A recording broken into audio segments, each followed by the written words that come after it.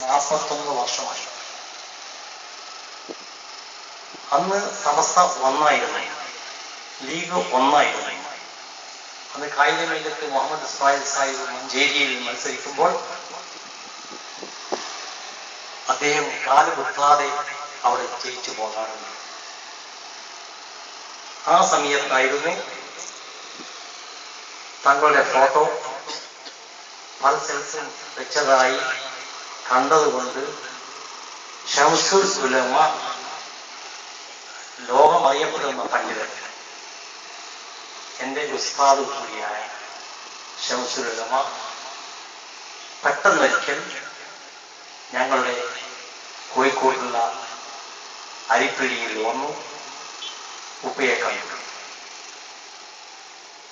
എന്താ തങ്ങളെ ഫോട്ടോ കൊണ്ട് കളി കളിക്കുകയാണോ എന്നൊരു ചോദ്യം. എന്താ ഉസ്താദ് അങ്ങനെ ചോദിക്കുന്നത്? തങ്ങളുടെ ഫോട്ടോ ഞാൻ വരുന്ന വഴിക്ക് പല സ്ഥലത്ത് വെച്ച് കണ്ടു. അതിന്റെ മുകളിൽ ഒരു പരുന്ത് കാഷ്ടിക്കുന്നത് കണ്ടു. എന്റെ നെഞ്ഞ് പൊട്ടിപ്പോയി. ഇത് തങ്ങളുടെ ഫോട്ടോമാണ്. ഈ ഫോട്ടോ മുതൽ ഒരു മൃഗ പക്ഷി കാഷ്ടിക്കുന്നത് കണ്ടപ്പോൾ എന്താണ് തങ്ങളുടെ ഫോട്ടോയ്ക്ക് ഉത്തരവാദിത്വം? അതാരാണ് വെക്കുന്നത്? തങ്ങൾ ഉടനെ തടയണം. അപ്പോൾ ഞാൻ പറഞ്ഞത് ലൈവാണ്, ഇതാൾ പറഞ്ഞത് കേട്ടതല്ല, കണ്ടാൽ ഞാൻ കണ്ടതാണ്. അപ്പോൾ ഉടനെ തന്നെ രാഷ്ട്രീയത്തിന്റെ അന്നത്തെ നേതാവായിരുന്നു ബാഫക്കി തങ്ങളുടെ മരുമകൻ, എന്റെ സ്വന്തം അളിയൻ സയ്യിദ് ഉമർ ബാഫക്കി തങ്ങൾ. അവരായിരുന്നു അന്ന് ലീഗിന്റെ എല്ലാമാണ്. ഉടനെ തന്നെ ഉമർ ബാഫക്കിത്തെ വിളിച്ചു. സയ്യിദ് ഉമർ ഇങ്ങോട്ട് വരാൻ പറഞ്ഞു. ചോദിച്ചു, എന്താ ഉസ്താദ് പറഞ്ഞു? നീ കേട്ടോ? എന്താ ഉസ്താദ്? നിങ്ങളുടെ മകളുടെ പാപ്പ ചരിത്രഹണം ബാപ്പയ്ക്ക് തങ്ങളുടെ ഫോട്ടോ ഇന്നെന്താ സ്ഥലത്ത് വെച്ചിരിക്കുന്നു, അത് നല്ലതല്ല എന്നാണ് ഞാൻ പറയുന്നത്. അതുകൊണ്ടിട്ട് തങ്ങൾ ഉപേക്ഷിക്കണം എന്ന് പറഞ്ഞപ്പോൾ ഉസ്താദേ, ഇൻഷാ അല്ലാഹ് നിങ്ങൾ പറഞ്ഞത് നന്നായി.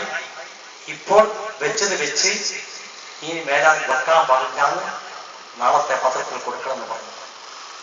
അപ്പോൾ ഉമർ ബാഫക്കി പറഞ്ഞു, രാഷ്ട്രീയക്കാരനല്ലേ, അത് ഞങ്ങളുടെ രാഷ്ട്രീയ വോട്ട് വാങ്ങലിന്റെ ഒരു സ്റ്റൈലാണ്.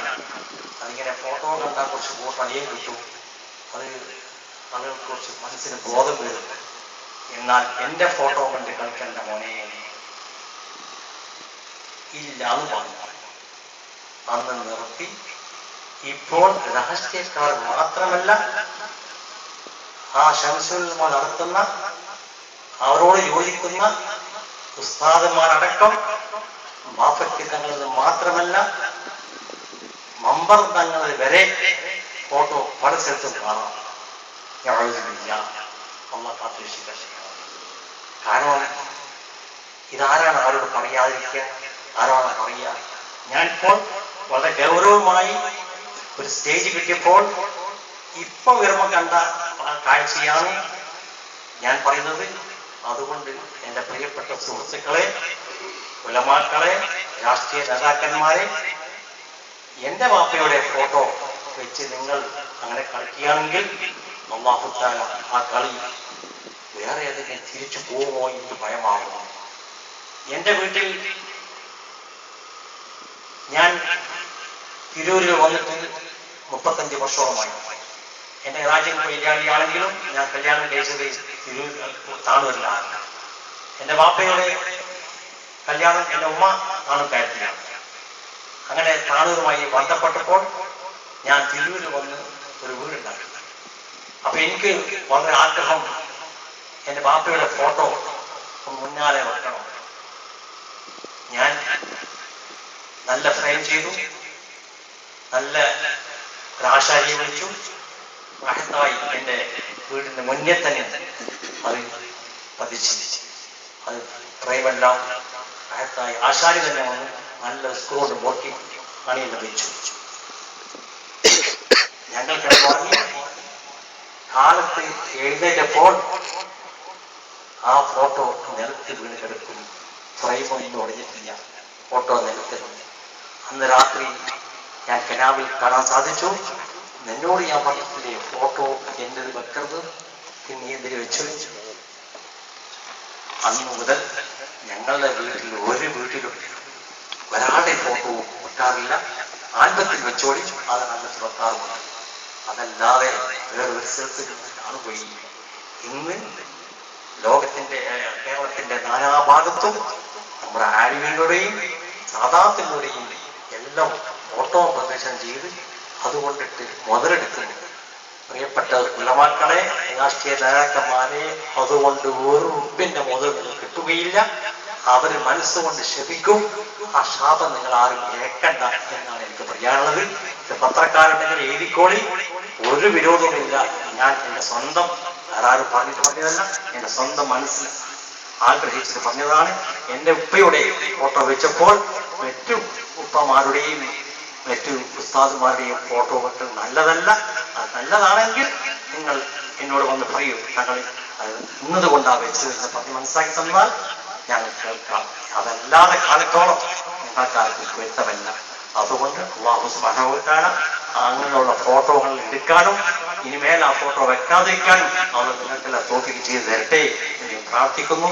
അല്ലാഹു സുബ്ഹാനഹു വ തആല ഈ സദസ്സ് ഇത് ഖുർആൻ ക്ലാസിന്റെ സദസ്സാണ്. ഷാഫി മുണ്ടപ്പുറം വളരെ നല്ല രീതിയിൽ നിങ്ങളോട് പറഞ്ഞ് മനസ്സിലാക്കി തന്നു. ഇന്നും അതേമാതിരി തന്നെ മനസ്സിലാക്കി തരും. നാളെയും മറ്റന്നാളും 2 ദിവസം ഉണ്ടാവും. അല്ലാഹു തആല അത് കേൾക്കാനും അത് അവർ പറയാനും നമ്മൾ കേൾക്കാനും അവർ തൗഫീഖ് ചെയ്ത് തരട്ടെ. എനിക്കും ഒരു 10 നിമിഷങ്ങളിൽ കേൾക്കാൻ ആഗ്രഹമുണ്ട്. എനിക്ക് ഡോക്ടർ അനുവദിച്ച ടൈം 9 മണിയാണ്. അപ്പുറം ഉടനെ പോയി വീട്ടിൽ പോയി കിടക്കണമെന്നാണ് എന്നോട് പറഞ്ഞെങ്കിലും ഞാൻ സുന്നത്ത് ജമാഅത്തിന്റെ പ്രവർത്തനത്തിൽ കൂടി പ്രവേശിച്ച ശേഷം 12 മണി അപ്പുറം ഞാൻ ഉറങ്ങിയിട്ടില്ല. ഞാനിങ്ങനെ നടന്നുകൊണ്ടിരിക്കുകയാണ്. എനിക്ക് വലിയൊരു ആവേശം. അൽഹംദുലില്ലാഹ് AP അബൂബക്കർ മുസ്ലിയാർ കൊടുത്തു കൂടിയപ്പോൾ, സുന്നത്ത് ജമാഅത്തിന്റെ പ്രവർത്തനത്തിൽ കൂടിയപ്പോൾ നല്ലൊരു ആവേശം, നല്ല പ്രവർത്തിക്കാൻ സാധിക്കുന്നുണ്ട്. എൻ്റെ വയസ്സ് എങ്ങനെയാണ് പോകുന്നതെന്ന് എനിക്ക് അറിയുന്നില്ല. എൻ്റെ ആരോഗ്യം എങ്ങനെയാണ് ചെയ്യുന്നത് അതും ഞാൻ അറിയുന്നില്ല.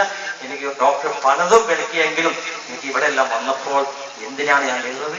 ഈ തലയും കുട്ടികളുടെയും ഉസ്താദുമാരെയും ഉമറാക്കളെയും ദുആ എനിക്ക് കിട്ടും. അത് ഉസ്താദുമാർ ദുആ ചെയ്യുമ്പോൾ തങ്ങൾക്ക് ആഫിയത്ത് കൊടുക്കണേ, തങ്ങളെ എല്ലാ അസുഖം മാറ്റി കൊടുക്കാൻ ദുആ ചെയ്യുമ്പോൾ നിങ്ങളെല്ലാം ആമീൻ പറയല്ലോ, ആ ആമീൻ എനിക്ക് കിട്ടുമല്ലോ എന്ന് മാത്രം ഉദ്ദേശിച്ച് വന്നതാണ്.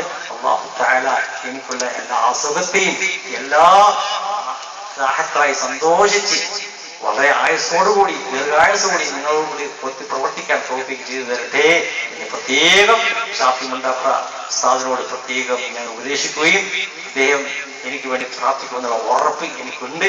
അല്ലാഹു തആല അവരുടെ പ്രാർത്ഥന കേൾക്കുമെന്ന് എനിക്ക് ഉറപ്പുണ്ട്. അല്ലാഹു തആല ഖുർആൻ കൊണ്ടാണ് ആ പ്രാർത്ഥന ചെയ്യുന്നത്. ആ ഖുർആൻ കൊണ്ട് പ്രാർത്ഥന ചെയ്താൽ അല്ലാഹു തആല കബൂലാക്കും. ഉമ്മമാരും ഉസ്താദുമാരും താലിം കുട്ടികളും ഇവിടെയുള്ള ഉമറാക്കളും നിങ്ങൾ ആമീൻ പറയുമ്പോൾ ഞാൻ അത് വളരെയധികം ശ്രദ്ധപൂർവ്വം കേട്ടുകൂടി എനിക്കും കൂടി ആമീൻ പറയാൻ സാധിക്കും. അല്ലാഹു തആല എനിക്കും എൻ്റെ കൂടെ വന്ന ആ വണ്ടി ഡ്രൈവറുന്ന ആ ഫസൽ എന്ന കുട്ടി ഒരു എഞ്ചിനീയർ കുട്ടിയാണ്. അല്ലാഹു തആല അവന് പരീക്ഷ നടക്കുകയാണ്. ആ പരീക്ഷയിൽ അല്ലാഹു തആല റാഹത്തായി നല്ല രീതിയിൽ നല്ല മാർക്ക് കിട്ടി വിജയിക്കാനും അവന്റെ വാപ്പ ഒരു ചെറിയൊരു വിപത്തിൽപ്പെട്ടിട്ട് അബുദാബിയിൽ കിടക്കുകയാണ്. ഇങ്ങോട്ട് വരാൻ സാധിക്കുന്നില്ല. എന്താണ് ആ അബദ്ധം? ആ അബദ്ധങ്ങളെ നീക്കിക്കൊടുത്ത് റാഹത്തായി എല്ലാ ബുദ്ധിമുട്ടുകളും സന്തോഷമാക്കി കൊടുത്ത് റാഹത്തായി കൊടുത്ത് ഇവിടെ കുടുംബത്തോട് വരാനുള്ള തൗഫീഖ് ഉണ്ടായി കൊടുക്കട്ടെ എന്ന് പ്രാർത്ഥിച്ചുകൊണ്ടും ഇവിടെയുള്ള എല്ലാവർക്കും നല്ല രീതിയിൽ അല്ലാഹു സുബ്ഹാനഹു വ തആല കാണാനുള്ള തൗഫീഖും എനിക്കും. കാരണം എൻ്റെ മലയാളം അത്ര ശരിയില്ല.